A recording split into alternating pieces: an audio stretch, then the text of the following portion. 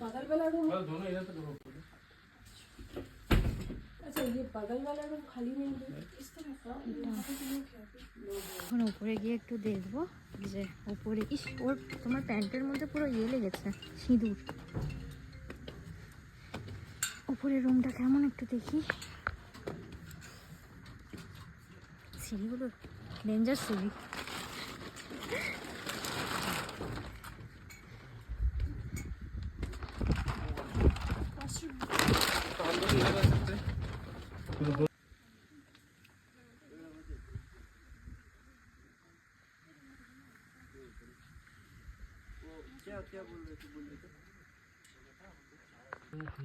Fresh হয়ে গেছি, আমরা উপরের রুমটাই নিয়েছি। উপরের রুমটা খালিও ছিল, আসলে নিচে রুমটা বড় হতে পারে বাট ওয়াশরুম মাত্র একটাই, তো সেই জন্য একটু অসুবিধা হবে, সেজন্য আমরা উপরের রুমটা নিলাম। আর দাদার নিচের রুমটাতে আছে।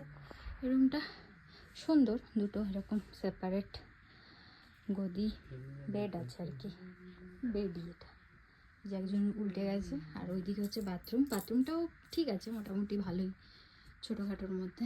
আর এই যে এখন বাইরে খুব বৃষ্টি হচ্ছে, জানি না বৃষ্টিটা মনে হচ্ছে কমেছে একটু। এই বাইরে যাস না, আমি যাচ্ছি স্নান করতে। একদম সাদা হয়ে আছে, কিচ্ছু দেখা যাচ্ছে না, কিন্তু খুব ঠান্ডা লাগছে। আমি তো হ্যাঁ, আমি মানে স্নান করলাম, কাঁপাচ্ছে জলগুলো, এত ঠান্ডা। এমনি অতটা ঠান্ডা লাগছে না, কিন্তু স্নান করতে গিয়ে আমার ঠান্ডা লাগছে। যাক,